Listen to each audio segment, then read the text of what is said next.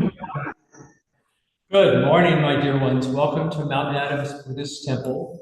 Today, our guest teacher is Reverend Emily. Reverend Emily is in our ministerial program and has naturally curly hair, I might add. You look wonderful, my friend. Good to see you here. Would you please tell us a little bit about yourself and then give us some Dharma wisdom? Sure. Oh, good morning. I'm zooming in from Hood River, Oregon. You may see my kids in the background. I have a 10-year-old and a 12-year-old boy, and they're very exciting and very fun. And last night we had a big adventure to Portland to see something called the Nitro Circus. Has anyone heard of the Nitro Circus? Okay. It's basically very passionate and brave, fearless BMX bikers, skateboarders, and scooter people doing tricks through rings of fire. And so basically, scooter circus is quite exciting, but we had a late night. So just prefacing all of my words with that. But it's really nice to be here. A bit about myself. I've been a high school science teacher, and I'm passionate about connecting people to place. So my latest endeavors involve creating interpretive audio for hiking trails and cities and towns. So I'm making a walking tour of the town of Vail, Oregon, which is out in eastern Oregon. It was the first stop in Oregon on the Oregon Trail, and they have murals all around the town. And so I am narrating the history of the Oregon Trail and the people that used to live in that area, the Native American people, as you view these murals. So that is my sort of current way that I'm making money, is producing audio stories, and it's really fun. I'm learning a ton of history, and I get to share about the ecology and the natural places with people in kind of a sort of a tour guide of place. And then I also teach mindfulness in the community. So is that enough, Kozen, for an introduction? It's a wonderful start, but do tell everybody she has also done for us a walking tour here at the Abbey. And we will soon have video or audio recordings where you can go to each shrine and learn about the history of the statue, the teaching behind the statue, and bits about the Abbey, both the Buddhist and the Druid. So we're very grateful for Emily's work. I just started reviewing all the documents you gave me, Emily. Thank you so much.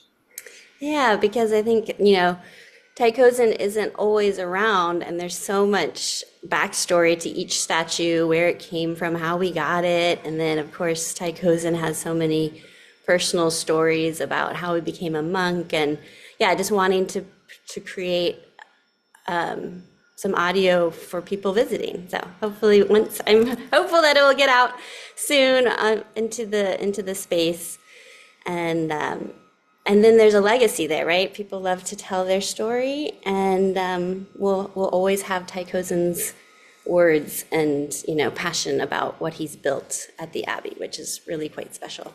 And hopefully Kirk will get on board and we can get the Druid stuff as well. So I was talking to a friend about this Dharma talk, and usually I have lots of ideas for a Dharma talk, and I was coming up a little short, and I said, what would you like to know? Because she's not Buddhist. I said, if you could ask any question about Buddhism or Buddhist philosophy, what would you want to know? And her first question, which stuck with me, is, how has Buddhism impacted your life, or how have you integrated Buddhism into your day-to-day life?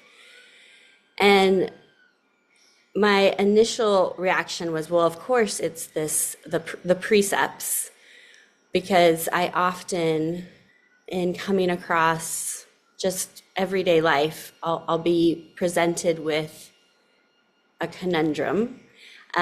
This week, a friend of mine suggested that I purchase something on Amazon, a new something, but return an old thing so that I get to keep the new thing and Amazon gets back the the bad thing. Does that make sense? Basically exchange something, get the brand new thing and then tell Amazon, oh, it didn't work, and send them back like an old version of the thing. And I was like, what are you talking about? I would never do that. That's unethical. And I realized that the precepts of the Buddhist precepts are very integrated into my life. And I often hear Tai Kozen's words in my head, which is, if you don't lie, don't steal, don't take what's not freely given. So that was the first kind of hit on how Buddhism has really impacted me. And that, but I didn't really want to talk about the precepts because I feel like I always come on here and talk about the precepts, like, right, so I was thinking about other ways that Buddhism has really kind of infiltrated my life. And the one I wanted to talk about in more detail today is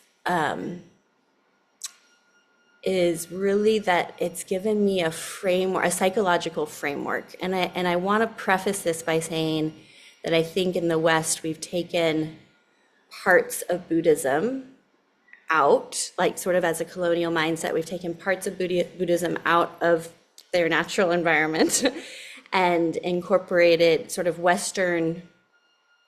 A lot of Buddhist philosophy in the US is more psychological and psychotherapy and sort of secular mindfulness. And I did a mindfulness training with Tara Brach and Jack Kornfield for a few years. So I definitely have that bent, and that part of me I've been impacted by that sort of secular mindfulness stuff. That being said, I actually really appreciate that psychological framework, and I use it often in my life. And so I'll share some of that, and I just want to share that my interpretation of Buddhist teachings is filtered through my life as a Westerner, my life as a white woman, my life as someone who's learned about Buddhism in California and Oregon. So I just want to say that as a preference, as a sort of context. But what it has given me, and again, I feel like Tai Kozen, you don't even know how much you've influenced me. Tai Kozen has said since the day I met him, don't believe your thoughts. And at first, for the first few years, I really didn't understand that. I'd be like, okay, well, what does that even mean? I love my thoughts. I'm pretty attached to my thoughts. And now, as I've deepened my practice and lived more life, having raised 2 kids, only to 10 and 12 so far, I've realized that, the mind is of the nature to think. We have a lot of thought formations that are really just thought formations coming in, and if we let them, they can go out. But there's a lot of narrative and storytelling that the mind engages in that can really be pretty unproductive. Scientists have shown that I think the average human brain has like 17,000 thoughts a day. And, if you actually start looking at those thoughts, many of them conflict with each other. It's pretty funny. Like, you can logic your way to a million different decisions, right? Depending on which thoughts you choose to think or which thoughts you decide are better or the ones you're going to follow. And so it can get pretty messy in one's head, and frankly quite delusional in some ways. And if you were really to write down those 17,000 thoughts, they would be conflicting, nonsensical, and if we were to believe all of them, it would be maddening, right? So I'm slowly coming to a better understanding of Tai Kozen's words of don't believe your thoughts. As I was thinking about this conversation today with you, I went, of course, to Old Path, White Clouds. I know most of you in this room have read this or seen this because it's sort of part of our canon here at the Abbey. But in one of the chapters, the Buddha is talking to a contemporary, and the contemporary is trying to kind of trip the Buddha up, which I think happened often as Buddha was gaining more popularity. Folks who were other teachers were sort of trying to poke holes in his arguments. And one of his contemporaries said, well, which is the greatest sin? Bodily sin, sin of speech, or sin of the mind? And the Buddha responded, he said, well, in the path of great awakening, the mind, unwholesome thought would be the most important and more serious because the mind is so fundamental. And then that contemporary continued to try to like get the Buddha caught in some illogical argument. And at the end, he's like, well, what if someone kills somebody? Isn't that a more grave of a sin than thought? And the Buddha said, well, was the intention to kill someone? And the guy said no. And so the Buddha said, see, there we have it. He said, let me just pull this out. Upali responded, Master says that if you did not intend to kill, you have not committed a sin. The Buddha smiled and said, then Master Nadaputa agrees that thought is what is fundamental. How can he then maintain that sinful action is more serious? So intention matters is kind of what definitely what the Buddha is saying there. But this is not really what I wanted to talk about. What I want to talk about is the experience we all have with negative thought forms and storytelling and narrative that get lodged in our mind. And if you know how I like to teach, I really don't like talking at you guys. It's honestly very awkward over Zoom to feel connected. So what I'd like to do is to have us quiet the mind. We'll go into a little bit of a reflection right now. I'm going to guide us. And I want you to kind of see where these thought formations might be arising in our own experience and see if we can kind of tease them out. And I'm doing this because, again, this has been one of the most powerful pieces for Buddhism about me and how it's come into my life, because I've realized how much I just make up. My mind makes up. And I go around thinking the way the world is, and it's completely colored by my own view and my own lens of perception. And it's pretty remarkable how we're all walking around in those same ways, but with totally different experiences. So if you'll indulge me with this exercise, I'm going to close my eyes. I invite you to kind of go inward for a few moments.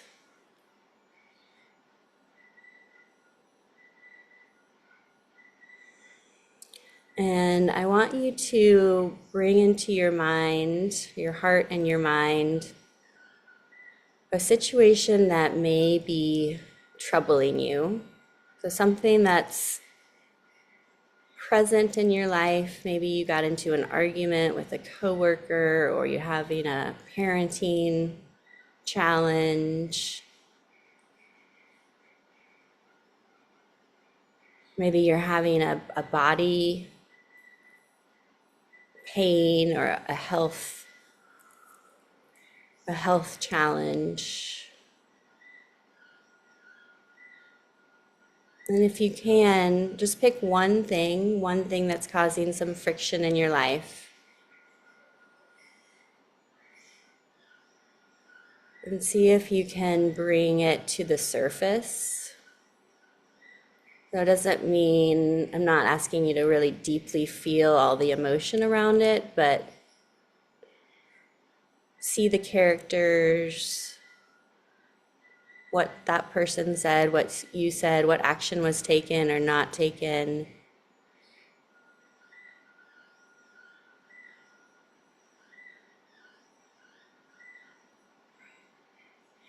And notice maybe what feelings are arising.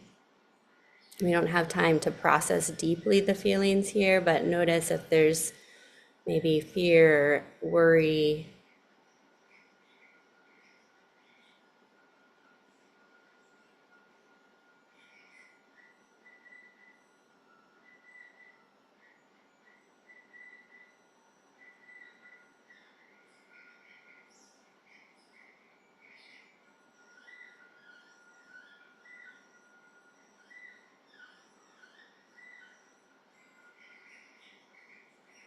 So allow yourself to be in the scenario a bit more.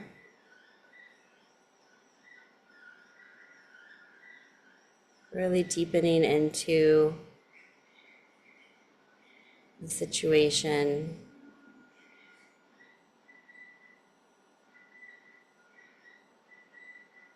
Try to identify or connect in with what's troubling you about it. If it's a feeling that's unsettling, or maybe it's some anger at someone else.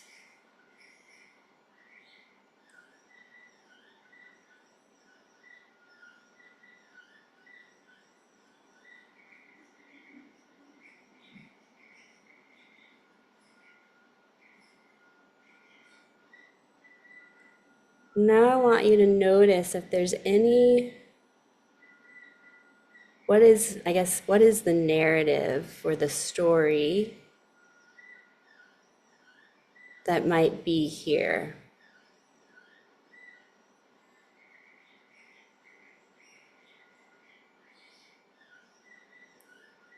In addition to what's actually happening,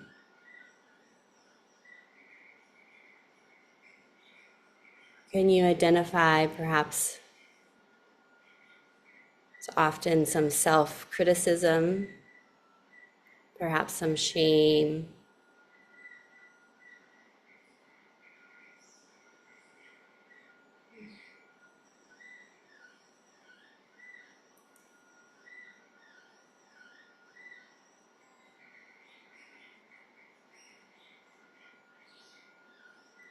is there any story that is on repeat? Perhaps there's a story you've told about yourself or about someone else in this situation.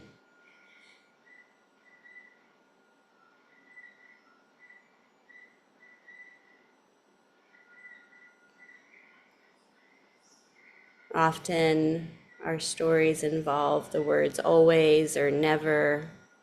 I'm always like this, or they're never like this.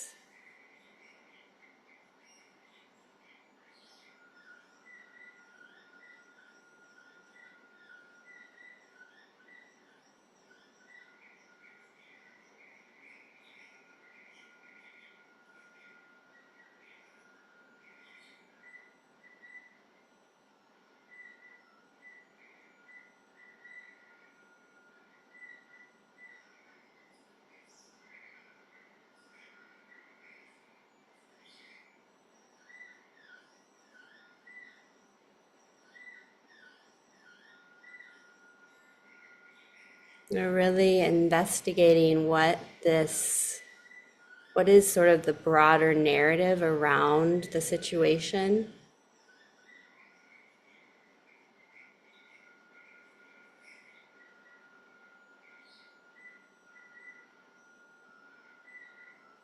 Looking for self-critical or self-judgmental patterning.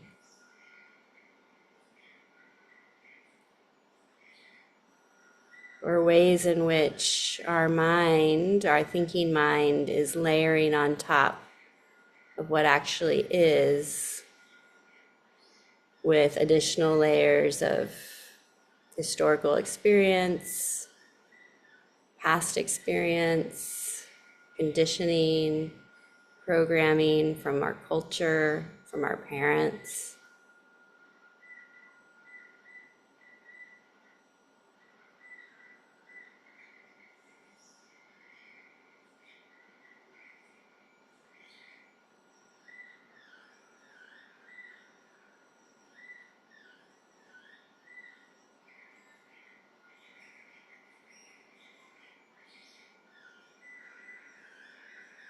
And through this investigation, perhaps there's a little bit of awareness about how there's the situation itself, and then our overlay on top of it of what it means or what it's going to mean for the future.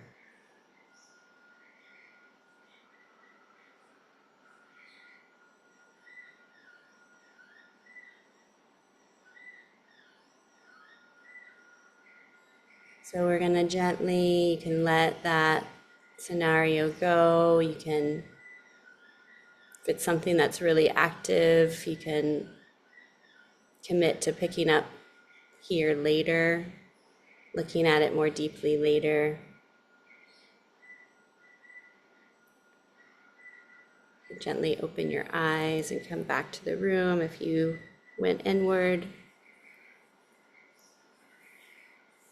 I'm curious if anyone has any reactions to that, if that's something that that felt comfortable, that they frequently do, if there was anything, any kind of insights or ahas that you found with that simple. I know we didn't spend a lot of time, but a few minutes kind of looking at something.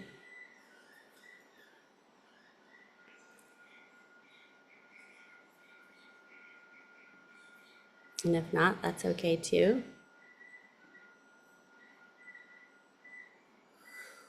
Jesse's raised his hand. Who did? Jesse in the temple. Okay. Hi, Jesse. Hi, Emily. Thank you. Thank, thank you for the exercise. Yeah. Um, you know, I certainly find myself getting lost in the stories that are generated by my mind. And I find that there are times when there's conflict in my life, and I can come to a place of peace with it and really feel a place of peace with it. And then I can walk into the kitchen and get something to eat. And I find that I'm again feeling angry at this other person and disappointed with something, or fantasizing about how they might do something different, even though I have done work and come to a place of peace. And I think it's helpful for myself to remember I like psychology. I psychologize a lot, sometimes helpfully, oftentimes not. And I think my mind is always looking for this. If I understand this and I can feel that it's true, then what the heck is wrong with me that it keeps slipping? And it's helpful for me to remember that there's a neurobiological substrate. Like if you've had situations or relationships for a long time, it reminds me to be patient with myself. Mm. That the meditating and being present and releasing and releasing and releasing over again, it helps me remember to be patient with myself in that process, in releasing those stories and learning not to get so frustrated with myself when they pop back up. Thank you. Yeah. It's a really great connection to the practice. Thank you.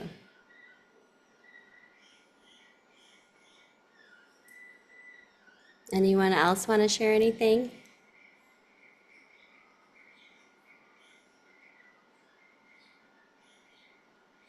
Patrick raised a hand. Why can I not see anybody? Okay, Patrick. Yeah, the gallery's large. There's a lot of us. There's the gallery is large. Something that had popped out to me when you were doing the kind of preamble or whatnot, and then through periods of the exercise or whatnot, was the interactions between what I feel in those situations and then that narrative or those thoughts and whatnot. And so how the thoughts and feelings kind of come together, I guess, because I've always thought of those as kind of more separate things. But the situation I was thinking about, relating to conflict and just like being irritated and whatever about certain things. So that's like a certain type of feeling. But what I was discovering that I haven't reflected on a lot before is just how like that narrative or like those thoughts of, oh, blaming that this is my fault or oh, this is someone else's fault or whatever. Those types of thoughts or narrative that I've been like uh hesitant to let go of or whatever, I guess, kind of conditions or I guess makes me more sensitive to having those feelings of being irritated or sad or can apply to a lot of other different situations. But just thinking about that interaction of how, oh, the thoughts are kind of, I think, making the feeling come about a little bit easier. And Mm, then the feeling in turn, feeling stressed or anxious, irritated about something is then also reinforcing those thoughts of whatchamacallit, of whatever narrative that you're making to make sense of the situation. So, not to make it too complicated or whatnot, but I think that that dialogue back and forth was something really interesting to kind of become aware of through the exercise. So I appreciate that. yeah. Yeah. Lovely. Thanks for sharing that. I think our feelings can amplify our thoughts and vice versa. And you explained that really well. So thank you.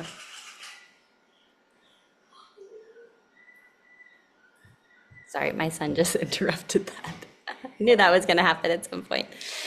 Um, so, yes, did you want to say something in the temple? No. Okay. Just to end so that we can get to our meditation, I wanted to share that, well, I was going to share the story about Angulimala and the Buddha's interactions with him, but I don't know if that's relevant right now. So I think we'll just end with thank you. So just to wrap up, um, this kind of inquiry into my feelings and what my thought perceptions and thought streams are, I guess would be another really key part about how Buddhist philosophy and Buddhism has integrated or infiltrated my daily life, because I now have a deeper understanding of my experience and my experience of conflict or unease through this psychological lens of looking at, okay, how can I see maybe quote unquote the objective truth? And of course, I'm never objective. And how can I see the overlay of my mind and my historical experience and the color, what color glasses am I wearing? Are they rosy? Are they yellow, right? Are they dull and gray? What have I put on today? And what am I adding? What am I?